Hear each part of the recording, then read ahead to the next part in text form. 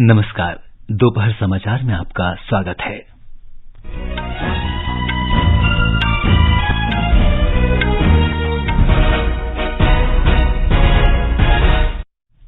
प्रधानमंत्री नरेंद्र मोदी वैश्विक नेतृत्व के लिए फिजी और पापुआ न्यू गिनी के सर्वोच्च नागरिक पुरस्कार से सम्मानित।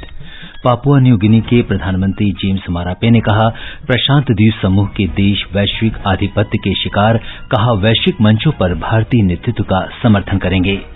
भारतीय रिजर्व बैंक ने बैंकों से प्रतिदिन 2000 रुपए के नोट बदलने का डेटा रखने को कहा। पर्यटन पर G20 कार्यकारी समूह की तीसरी बैठक आज से जम्मू कश्मीर के श्रीनगर में शुरू होगी। मौसम विभाग की देश के उत्तर और उत्तर पश्चिमी हिस्सों के लिए लू की चेतावनी। और शरद कमल तथा जी साथियान ने दक्षिण अफ्रीका के डरबन में विश्व टेबल टेनिस चैंपियनशिप में जीत के साथ शुरुआत की।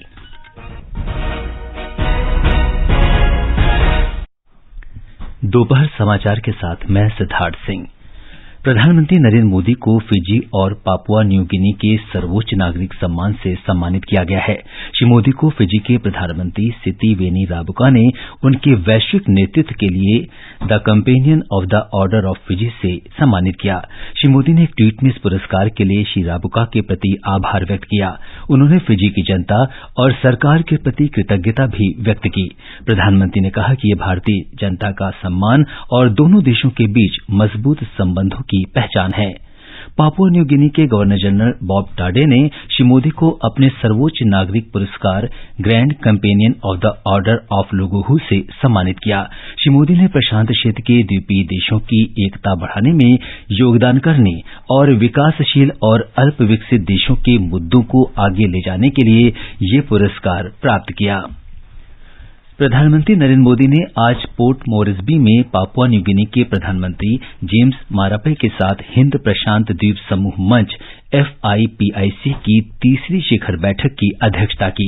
प्रधानमंत्री ने बैठक के प्रारंभिक संबोधन में कहा कि आज समूचा विश्व नई चुनौतियों का सामना कर रहा है और खाद्य, ईंधन, उर्वरक और फार्मा की वैश्विक आपूर्ति श्रृंखला में बाधाएं आ रही हैं। उन्होंने कहा कि जब कोविड ने विश्व को प्रभावित किया और कई विश्वसनीय देशों ने मदद नहीं की, तब भारत प्रशांत क्षेत्र के अपने मित्र द्वीप देशों को सहयोग देने के लिए आगे आया। प्रधानमंत्री ने कहा कि भारत की ये जिम्मेदारी है कि वो G20 के माध्यम से विश्व को विकासशील और अल्प विकसित देशों की चिंताओं, आशाओं और आकांक्षाओं के बारे में अवगत कराए। उन्होंने कहा कि भारतीय अवधारणा में समूचे विश्व को एक परिवार के रूप में देखा जाता है और वसुधैव कुटुंबकम का मंत्र भारत का प्रमुख प्रेरणा स्रोत है। इस साल चल रही हमारी G20 प्रेसिडेंसी की थीम भी वसुधैव कुटुंबकम के उस सिद्धांत के प्रकाश में one earth, one family, one future, वो भी इसी विचारधारा पर आधारित है। इस वर्ष जनवरी में हमने voice of global south summit का आयोजन किया।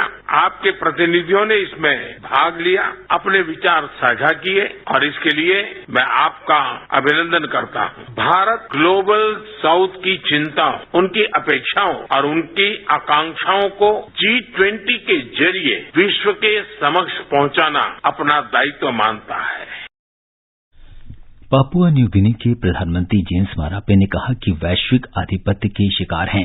उन्होंने कहा कि प्रशांत क्षेत्र के द्वीपीय देश वैश्विक मंचों पर भारतीय नेतृत्व के साथ रहेंगे।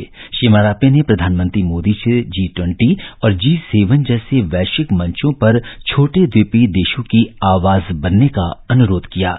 उन्होंने श्री मोदी को विकासशील और अल्प विकसित देशों का नेता बताया। पोर्ट मोरेस्बी में इला बीच पर स्थित APEC हाउस में आयोजित इस शिखर बैठक में करीब 14 देशों के नेता शामिल हुए। वर्ष 2014 में श्री मोदी की फिजी यात्रा के दौरान FIPIC शुरू किया गया था। इससे पहले प्रधानमंत्री मोदी ने पापुआ न्यू गिनी के प्रधानमंत्री जेम्स मारापे के साथ बैठक की और व्यापक द्विपक्षीय संबंधों पर विचार विमर्श किया। प्रधानमंत्री मोदी ने पापुआ न्यू गिनी के गवर्नर जनरल बॉब टाडे के साथ भी अलग से बातचीत की और दोनों देशों के बीच कई क्षेत्रों में सहयोग मजबूत करने पर बल दिया।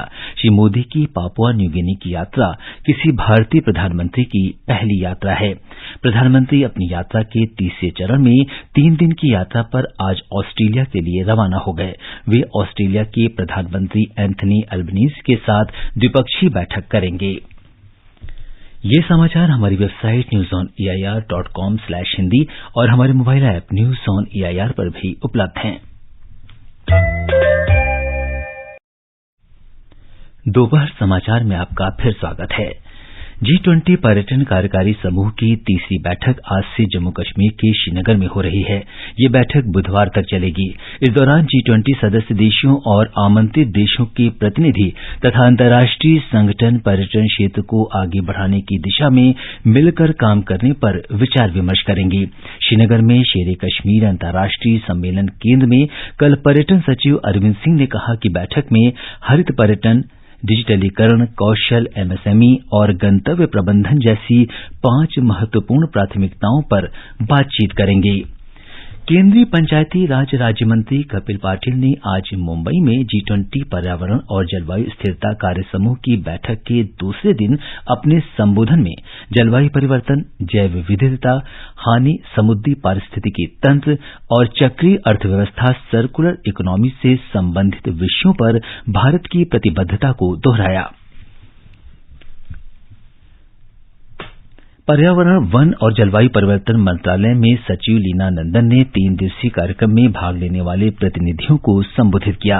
आज की बैठक का मुख्य केंद्र प्रमुख विषय के इर्द गिर्द होने वाली चर्चाओं के आधार पर अधिक से अधिक परिणाम हासिल करना है।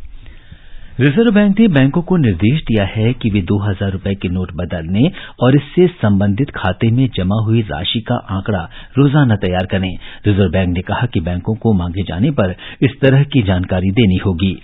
गवर्नर शक्तिकांत दास ने आज जारी एक परिपत्र में कहा कि बैंकों को गर्मी के मौसम को ध्यान में रखते हुए लोगों को प्रतीक्षा के लिए छायादार स्थान और पेयजल की व्यवस्था करनी चाहिए। श्री दास ने कहा कि जनता के लिए 2000 रुपए के नोट बदलने की व्यवस्था बैंकों के सभी काउंटरों पर सामान्य तरीके से उपलब्ध रहेगी। श्री दास ने कहा कि 2000 रुपए के बैंक नोटों को वापस लेना मुद्रा प्रबंधन संचालन का हिस्सा है। उन्होंने कहा कि आरबीआई लंबे समय से स्वच्छ नोट नीति का पालन कर रहा है। श्री दास ने कहा कि आरबीआई समय समय पर किसी विशेष श्रृंखला के नोटों को वापस लेता है और नए नोट जारी करता है।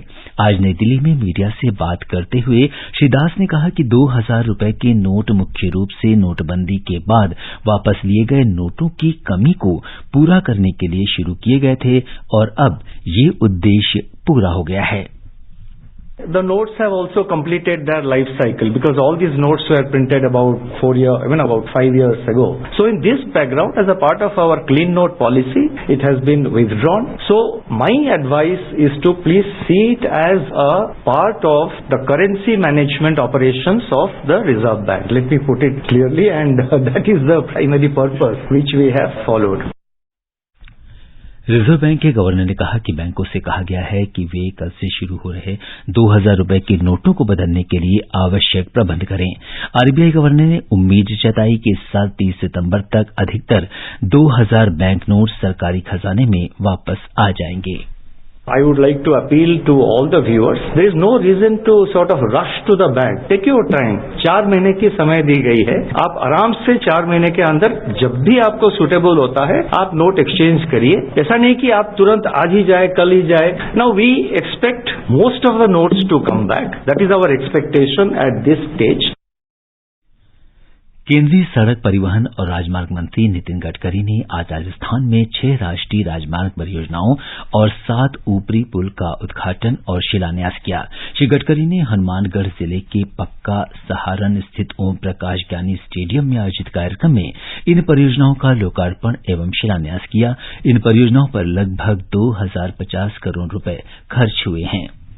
श्री गडकरी ने आज बीकानेर से सूरतगढ़, नागौर से बीकानेर और फतेहपुर से झुंझुनू 2 लेन पेव्ड शोल्डर राजमार्गों का लोकार्पण किया। इन राजमार्गों की कुल लंबाई 275 किलोमीटर है तथा इन पर 987 करोड़ रुपए खर्च हुए हैं। इसके अलावा केंद्रीय मंत्री ने आज हनुमानगढ़ से केंचिया, फतेहपुर बाईपास, मंडावा बाईपास और झुंझुनू बाईपास तथा राजगढ़ पिलानी बाईपास 2 लेन निर्माण कार्य का शिलान्यास भी किया। इन परियोजनाओं पर 1076 करोड़ रुपए खर्च होंगे। इन परियोजनाओं से अंतर्राष्ट्रीय सीमा पर पहुंच आसान होगी, जिसका एक सामरिक महत्व है। साथ ही राजस्थान और पंजाब के बीच सफर आसान होगा तथा हनुमानगढ़ और बीकानेर के बीच यातायात सुगम होगा। इसके साथ ही प्रदेश के उत्तरी पश्चिमी क्षेत्र में पर्यटन को बढ़ावा मिलेगा। सेतुबंध परियोजना के तहत बीकानेर, चूरू, मेड़ता रोड, नीम का थाना, सूरतगढ़ और सादुल शहर में आरओबी बनाए जाएंगे। जितेंद्र द्विवेदी, आकाशवाणी समाचार, जयपुर। उड़ीसा के मुख्यमंत्री नवीन पटनायक ने आज अपने मंत्रिमंडल में फेरबदल किया, जिसमें 3 वरिष्ठ विधायक विक्रम केशरी अरुखा, सुदाम मरांडी और शारदा नायक को मंत्री के रूप में शामिल किया गया। राज्यपाल प्रोफेसर गणेशी लाल ने आज सुबह लोक सेवा भवन में आयोजित शपथ ग्रहण समारोह में विक्रम केशरी अरुखा, सुदाम मरांडी और शारदा नायक को पद एवं गोपनीयता की शपथ दिलाई। समारोह में मुख्यमंत्री नवीन पटनायक और उनके मंत्री, सांसद, विधायक, वरिष्ठ सरकारी अधिकारी उपस्थित थे।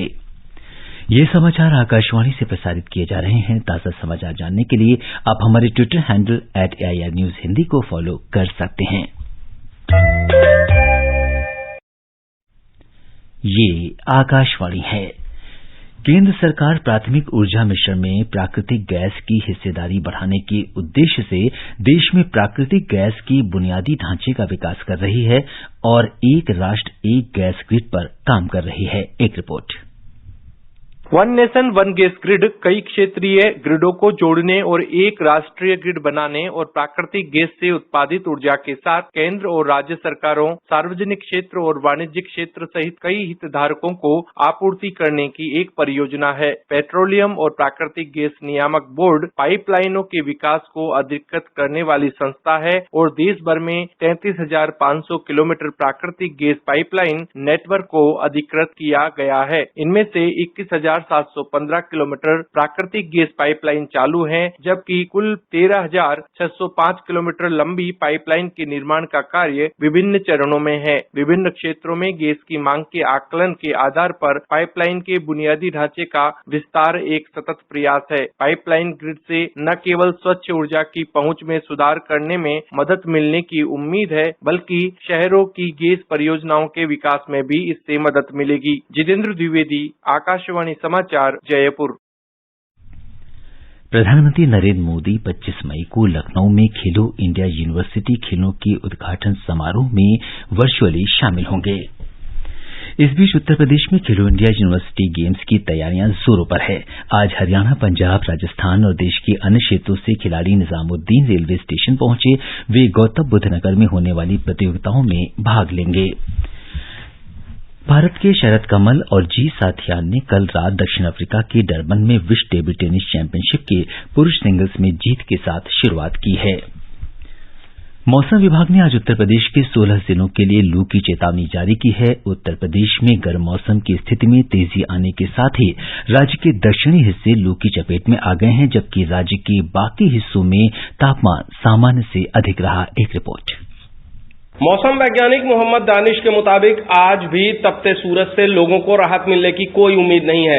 हालांकि इसके बाद हिमालयी क्षेत्र में पश्चिमी विक्षोभ जरूर सक्रिय होगा, जिसकी वजह से धूल भरी आंधी और बारिश का माहौल कल से शुक्रवार के बीच प्रदेश के कई हिस्सों में बन सकता है। इस बीच राज्य में लोगों को भीषण गर्मी और लू से राहत मिलने के कोई आसार नजर नहीं आ रहे हैं। कई इलाकों में तापमान 42 से 45 डिग्री के बीच चल रहा है। बुंदेलखंड के क्षेत्रों में तापमान 45 डिग्री के आसपास चल रहा है। डॉक्टरों ने लोगों को सलाह दी है कि भीषण गर्मी के वक्त यानी खास तौर पर 12 बजे से 4:30 बजे के बीच बाहर निकलने से परहेज करें। सुशील चंद्र तिवारी, आकाशवाणी समाचार, लखनऊ।